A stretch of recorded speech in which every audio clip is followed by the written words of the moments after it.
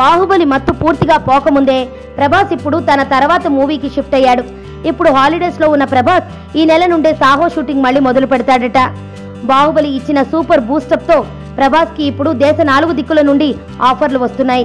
కాబట్టి తన రాబోతున్న సాహో కూడా తమిళ, హిందీ, మలయాళంలో విడుదల చేయడానికి రంగం సిద్ధమవుతోంది. సుజిత్ డైరెక్ట్ చేస్తున్న ఈ సినిమా టీజర్ మొన్న విడుదలైంది. భారీ బడ్జెట్ తో రూపొందిస్తున్న సాహో సినిమాలో హీరోయిన్ ఎవరు ఇంతకీ? కొత్తమ్మాయి రష్మిక అన్నారుగా.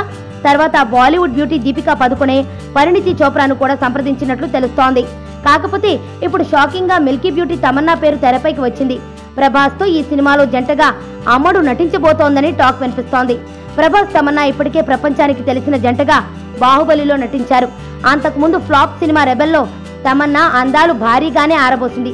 కానీ ఒక సినిమా అట్టర్ ఫ్లాప్, అలాగే బాహుబలి సినిమాకు తెలుగులో తొలుత యావరేజ్ టాక్ రావడం ఇప్పుడు ప్రభాస్ అభిమానులను కలత చెందిస్తున్న అంశం.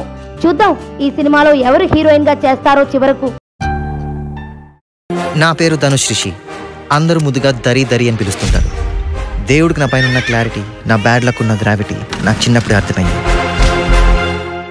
నా లైఫ్లో లక్ ఫ్యాక్టర్ రాంగ్గా ఉండొచ్చు, కానీ లవ్ ఫ్యాక్టర్ మాత్రం చాలా స్ట్రాంగ్గా ఉంది. ఒక మనిషి చేయి చూసి తన జాతకం మొత్తం చెప్పేయగలను.